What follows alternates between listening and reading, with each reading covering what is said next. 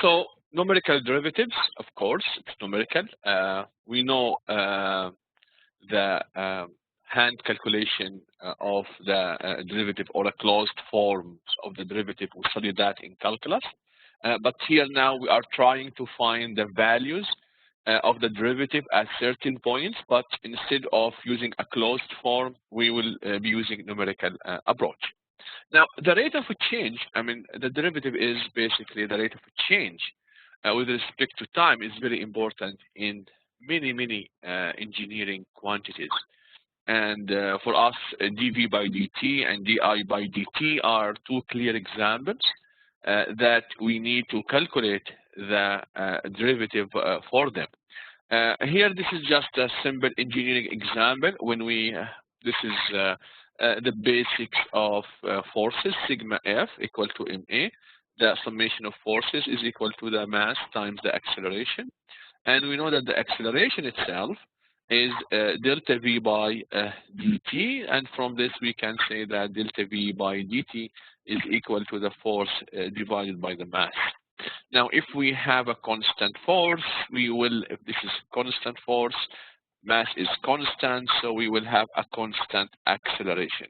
Constant acceleration means we have increasing velocity and linear way and nonlinear increase in the position. Now, we can go from one to another by taking the derivative. So taking the derivative of the position like this will give me the velocity. Taking the derivative of the velocity will give me the acceleration. And many quantities, as I mentioned, using the derivative is very important to be able to find these engineering quantities. Now, as we know also, the derivative of function is its slope. So if I give you a certain function, I want to find the derivative at certain point. So basically, we want to find the slope at that specific point. So it is actually the tangent to the function at that specific point of interest. And now this will be the derivative if the function is continuously changing with time. So if I have something like this, if I want to find the derivative here, it's different than here, it's different than there, it's different than here. So depends on which point I am interested in, you will have different values of the derivative. Now, as we know, derivative we use as a symbolic df by dx. My x is my independent variable. F is my dependent variable. So df by dx, we take the limit as delta x approach 0. This is how we define it. F of x plus this delta x minus f of x divided by delta x. Now, when you look here, as if I want to find the derivative, usually I want to find the derivative at x.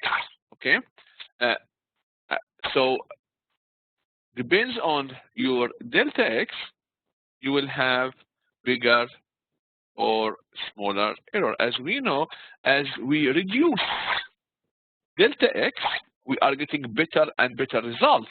And the best thing is that delta x is going to 0, meaning that we are having the 2 points on top of each other, which is give me the derivative at the exact point. However, yes, having delta x goes to 0 is okay with only symbolic math. Okay, now numerically that's not possible. Why? Because if we divide by delta x goes to 0, you will have an infinite number. So I cannot allow numerically delta x to go to 0. Delta x has to be finite, has to be small number, but not 0. Now the question is, how small should it be? Now this depends on many factors. One of them is, for example, the variation of my function. If there is no drastic change, maybe delta x can be relatively large. But if the function is changing a lot, then I have to have a very small delta x. Now, in numerical methods, we can find the derivative in two different types of problems. The first type of problem, if we are giving the function, so f of x as a function is given to us. So f of x is equal to x squared sine 2x e to the power of x, whatever. So it's a function of x. We have a defined function, and we want to find the derivative. Now the question is, for this, why we need to have a numerical derivative? Because in some function, it's really hard to find the derivative. For example, this, and you have one question in the exam, sorry, in the practice problems, that is a bit challenging to find the derivative for a continuous function. So this is one of the reasons why we need to use numerical method to find the derivative. While yes, I can find this using hand calculation, but it will be a bit difficult. Another reason is actually to understand how to apply the numerical derivative. It is easier to first understand it on a given function, and then we will use it, and this is what we'll be doing on discrete data points. Imagine you don't have a function that describe your phenomena, so you will have your, let's say this is time, and this is function of time, could be anything, and I will have just points like this. Okay, so I don't have a function that describe this, but rather than discrete points, and I want to find the derivative at a specific point. What is the derivative?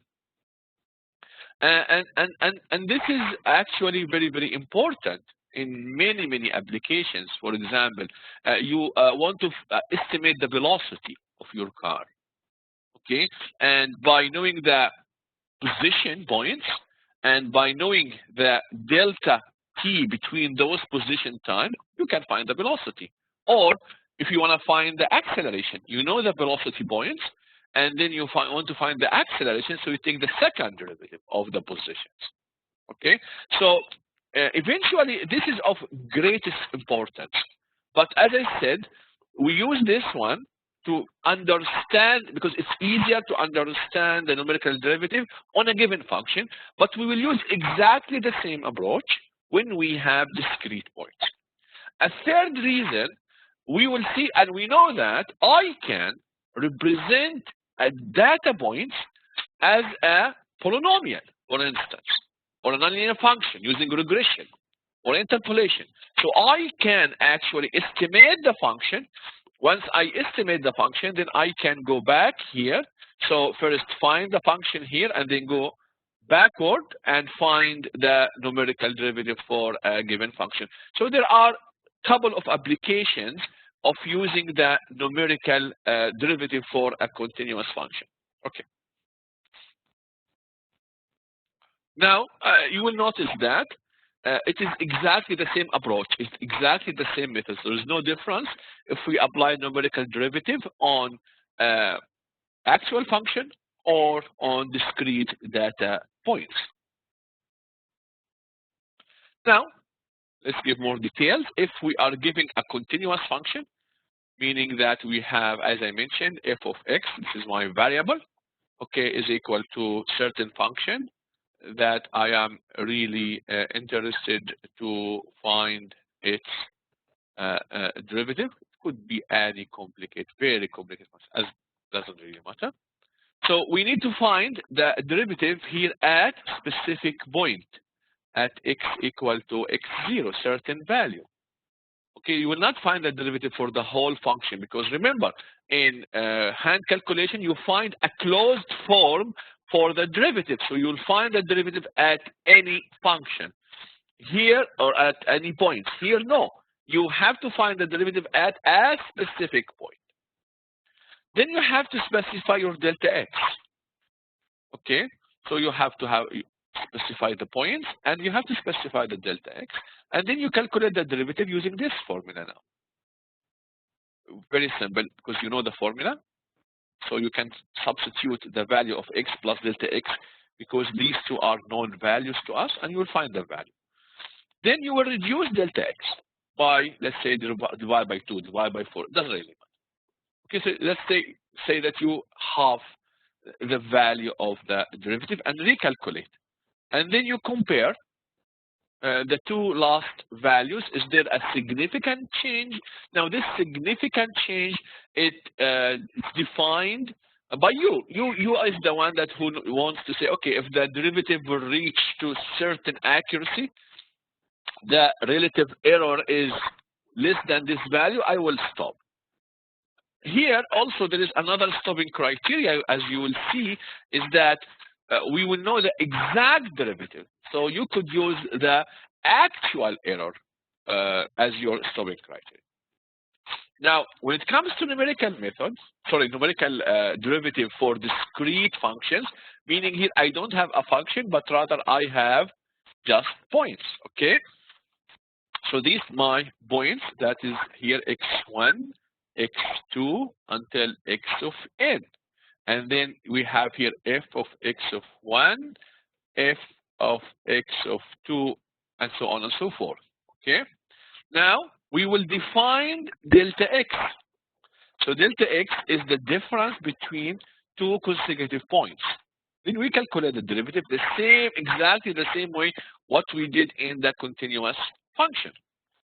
Now, here in numerical or discrete functions, we have two major problems. We will deal with them later on. First one, if we have error and noise. And this is true because these numbers will come from measurement. Any measurement system, regardless how good it is prone to error because of the calibration error, for instance, for your device, or noise because you are measuring the signal and some noise to it. So it's not really the actual signal, so there is some sort of noise. So how this will impact the derivative? The second point is that sometimes you don't have an even spacing between the data points, meaning that the difference between x1 and x2 may not be the same as x2 and x3, may not be the same between x3 and x4. And this will have a problem because now your delta x is not constant. So how to deal with this problem? This is also something we will handle with it later. So let's start with continuous functions. So this is the definition of the derivative that we know from calculus when we have continuous function. So delta x goes to 0. It's f of x plus delta x minus f of x over delta of x. And this we call forward divided difference approximation. Okay. Now, if for a finite value of delta of x, now delta of x is not gonna go to 0. It's a small number, but it's not gonna be 0. Then approximately this derivative will look like this. So this is equal, and this is approximately equal. So, okay, so everything here is given to us. So this is how graphically is. Now I wanted to find the derivative at this point, so we'll find the derivative by taking delta x into a forward location. Okay, so I add the delta x. If this is the case, then we expect that we will have something called the backward divided difference. Meaning now, instead of I going in that direction, adding delta x plus delta x, I will go in the backward direction. I will subtract minus delta x. So this is from the previous slide. This is what we have. Now, if my delta x becomes minus delta x, and if I substitute here, this becomes, so f prime of x will equal to f of x minus delta x minus f of x divided by minus delta of x. And well, this is approximately, so your f prime of x will be approximately equal to, so this minus with this plus come plus, and this becomes minus. So it's f of x minus f of x minus delta of x divided by delta of x. It's very similar, but it is in the other way, in the backward direction of x. Okay. Now I can have what we call the average of the two. We call it the central divided difference, CDD. Okay, now this is the forward difference, f of x plus delta x minus f of x over delta of x. This is the backward difference, f of x minus f of x minus delta x over delta of x. Now I will add these two, divide by 2 to take their average. So if you do this, this is what you get. F of x plus delta of x minus f of x minus delta of x divided by 2 delta of x. And here is, this is my point of interest. I will go delta x to the right and delta x, so this is my x of interest, to the backward or to the left. Okay, and this is called the central divided difference. Now, which one is better? Which one will give you better error? This is what we were gonna discuss in the coming example. So in this example here, we will have an inductor. So let's go back to circuit. This is my inductor, has its value 25 Henry. Okay, we will have a current. So this is your L. You have a current. This is how the current is defined. And we want to find the voltage. We know that the voltage V is equal to L VI by dt. Okay, so this is the voltage. So the voltage involves the derivative of the current multiplied by L. Now the question here, we want to use the forward difference approximation, and I want to calculate the voltage at t equal to 10 seconds. So after 10 seconds, I want to find the voltage, and I will use a step of 0.5 seconds. Then I want to find the exact voltage. Then I want to calculate the absolute relative true error. This is a true error because I know the actual value in part B.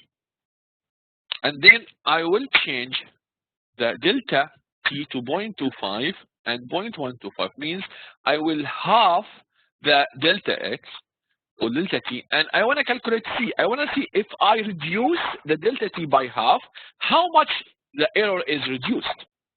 Then I will repeat these steps for backward difference and central difference, and then we will see if we can come up with certain conclusion about the sensitivity of each one, and that will conclude our lecture today.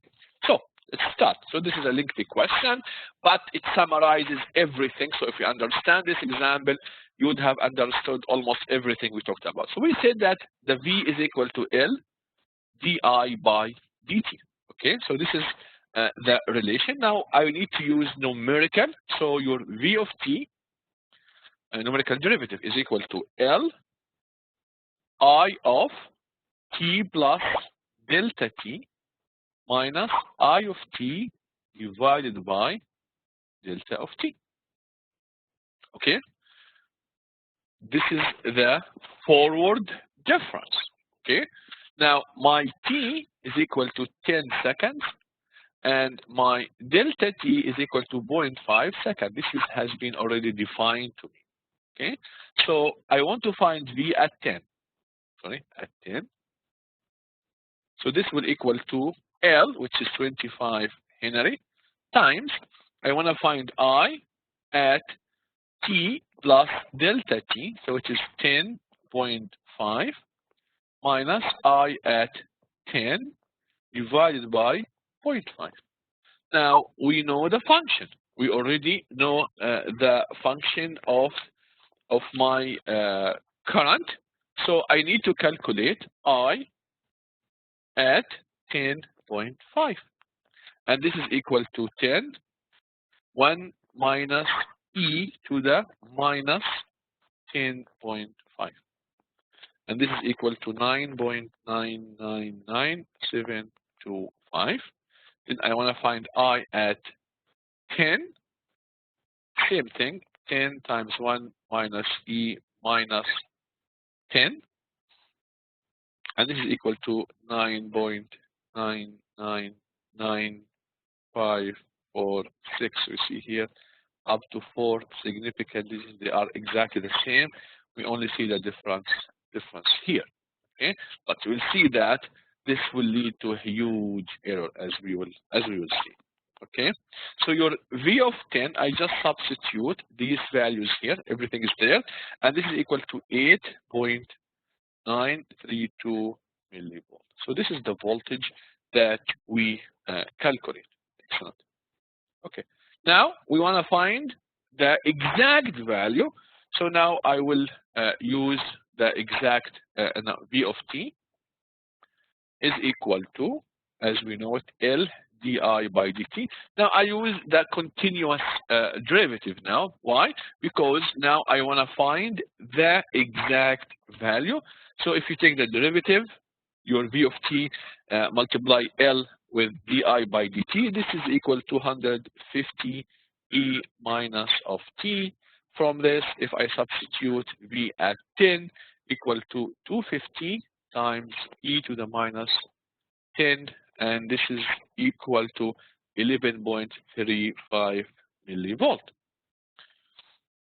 So expect the error is a bit high, so you will find the absolute relative true error will equal to the 11.35, which is the actual value, minus the approximate value 8.932. Use here 4 significant digit divided by 11.35, and you'll find this is equal to 21.31%. Okay, so obviously that's a huge error.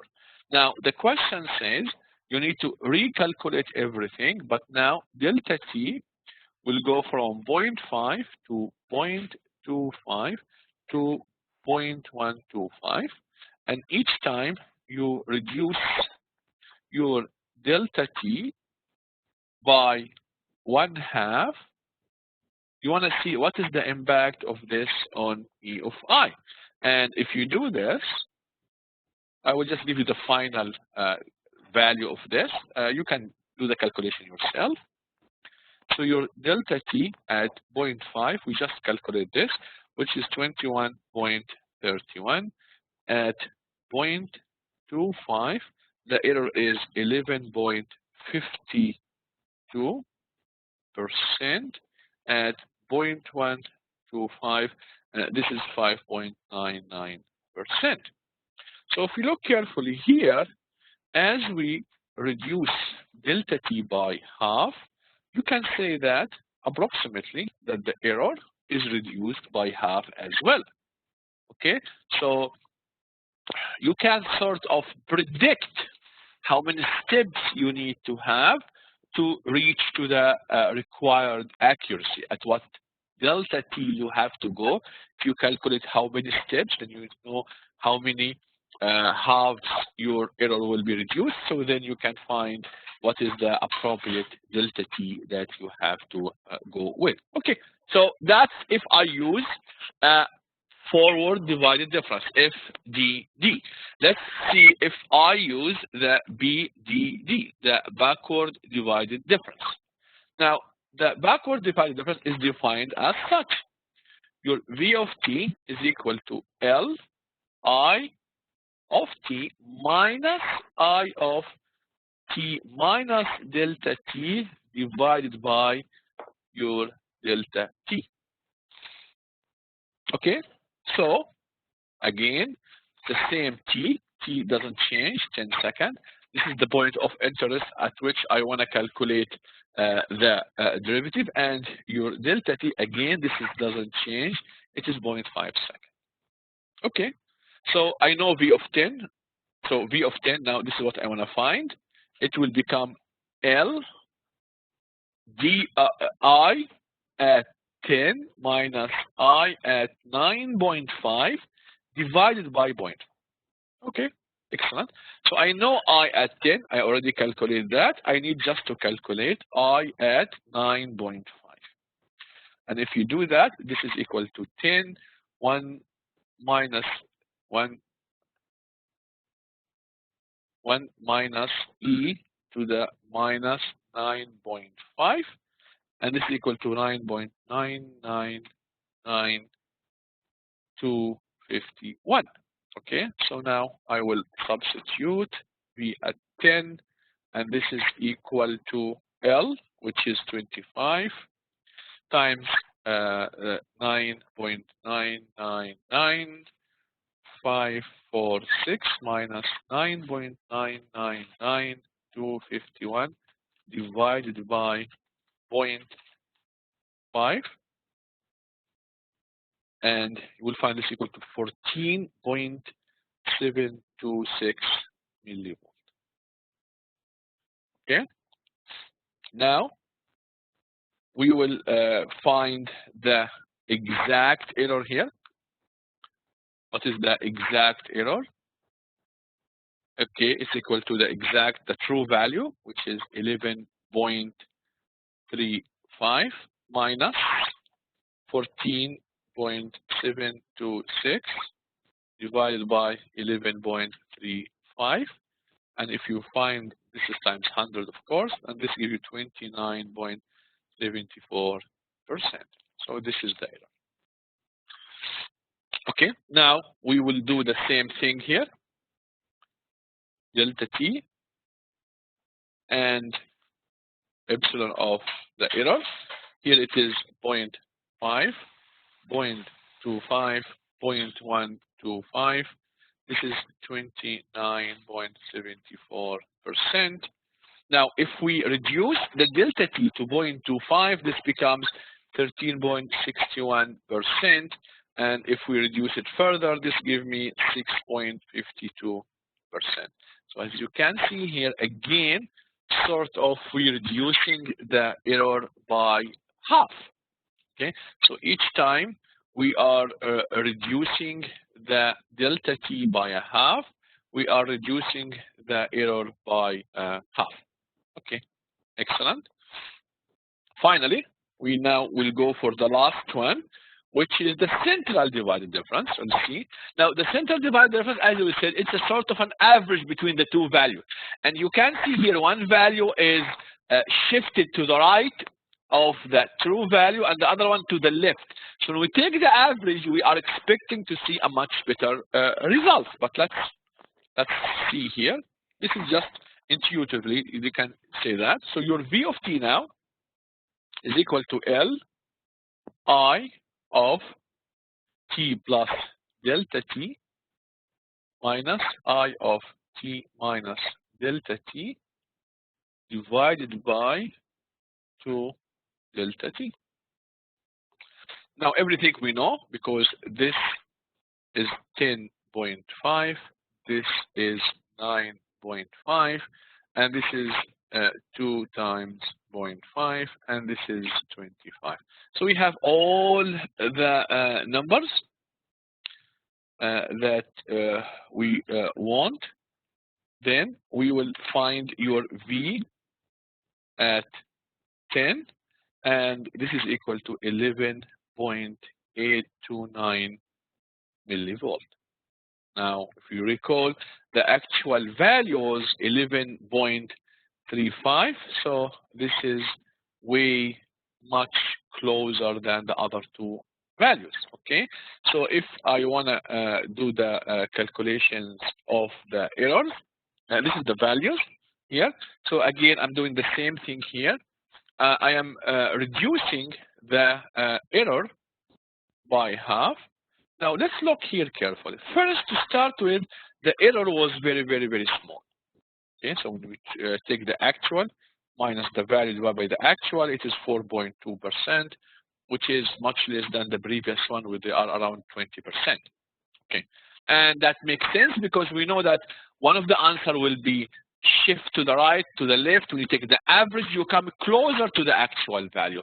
What is the actual value? The actual value at, because if remember, let's just think about this like this. Okay, so this is your x. So you take a value delta x plus and minus delta x.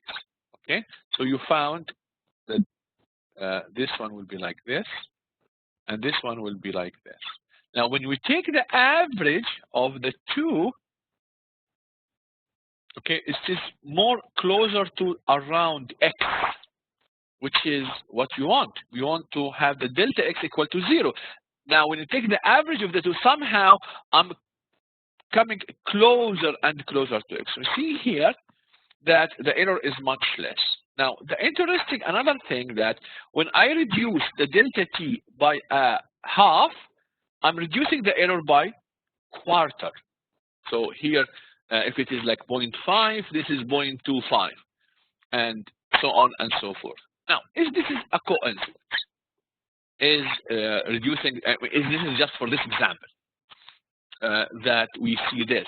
Is it just because we picked an example that gives me that if I reduce the error by half, I reduce, I reduce the delta t by a half, I reduce the error by half, but for CDD it is quarter, which is half of the half of the previous one. Is this is a coincidence? Now, as I look into this point from a math point of view, either we will have to solve millions of examples and still we cannot come to a conclusion. But if we can prove this, and this is what I'll be doing, why we see this, what is the relation between the error and the derivative if we use backward or central divide difference, we'll do that, and that would be the last thing I will do. But let me see, there's some questions here. On a quiz, if the question asks to perform a certain operation on different values of delta, can we show steps for one value of delta t only and say that steps for other delta t values are similar, like what you have done in this example? Okay, you want to save time, but how you will do that? I mean, you have to do the calculations. You cannot use the computer. The only way that you show me that you have used your hand calculation is to show me the steps. Now here, because to save the time, I don't need to go and calculate if the derivative at 0.25, and then I go and find the function at t at 10.25 and 9.75, and then at 10.125 and 9.75. So I don't need to do that here because it's just sort of repetition. But in the exam, no, you have to show me the procedure. Otherwise, I will assume that you used your code to do that. Okay, so you have to show the steps as if it is an exam. Okay. Now, so this is the summary of the results that we just talked about here. And now we want to do some mathematical proof to show that this is consistent regardless of anything else. Okay, so we have what we call the Taylor's theorem, and we would use Taylor theorems a lot in numerical methods. Okay, and it says that if I know a function f at a specific point x of I, and I know all the derivatives at that point, okay, so I know f of x of I, the first derivative of f at x of I, the second derivative of f at x of I, then I can estimate the value of the function at x of I plus 1 or x of I minus 1. So I can estimate the function if I increase or go from x of I to x of I plus 1. Okay, and then I can assume that x of I plus 1 minus x of I, this is equal to my delta of x. Okay, this is my delta of x. Okay, so what is Taylor's theorem? It says that f of x of I plus 1, meaning that this is the function after I increase, I'm estimating this function, after I increase my function or my x by delta of x, I will get the function at x of I, which is I know, plus the derivative at x of I times delta x. Now I know delta x, and I know f prime because it says here the function and all of its derivatives are defined at x of I, plus f of double or second derivative of x of I divided by 2 factorial delta x squared, and so on and so forth. Okay. Now, let me try to arrange term. Let me have this in one side. So this becomes f prime of x of I delta of x equal to, now I will move everything to the other side, comes f of x of I plus 1 minus f of x of I minus f prime of x of I over 2 factorial delta of x of I squared minus etc. Now I will divide the two sides of the equation by delta of x, then f prime of x of I will equal to f of x of I plus 1 minus f of x of I divided by delta x minus f double prime of x of I over 2 factorial delta of x minus etc. Now, as you can see here, that the definition or the approximation, now I can say that f of prime of x of, now this is equal, so you have to add all these terms. Now if I wanna say it approximately, so it is equal to the definition plus the error, and the error will be delta x squared, etc. So the order of the error, so this will become equal to f of x of I plus 1 minus f of x of I divided by delta x, and the order of the error, the order will become of delta x. So this is the maximum error I will have. As we move on, delta x will become delta x squared, cube, etc. So we assume that the order of the error is delta x plus delta x squared, delta x. This is why it's not exactly half. So you see here that the error of the derivative is the same order as the error of the delta x. So if I reduce delta x by a half, you expect that the error will reduce by a half as well. Okay, so that's, and if you try to go for the backward, the only thing you need to do is to change delta x to minus delta x, and you get exactly the same results. Now let's see the CDD. Okay, now in the CDD, now this is the definition I just found from the previous slide. Okay, and this is f of x of I minus 1. As I said, the only thing you have to do, just replace delta x with minus delta x. That's it. Okay, the difference between forward and backward, you just replace delta x with minus delta x, as I have shown before. So this will be minus because this is delta x squared. So this stays as a plus.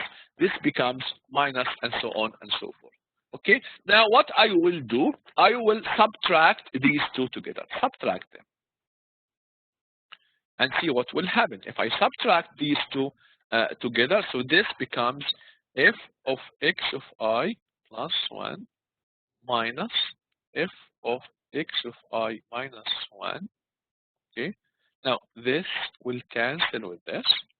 Okay, and then this minus, so this becomes f prime of x of I times 2 delta x. This will cancel with this. Okay, and then you will have plus 2, 1, 2, 3 derivative of x of I over 3 factorial delta of x cube, and so on and so forth. Now we'll do exactly the same thing. Okay, so I will leave this one here and move everything to other side and divide by 2 of delta of x.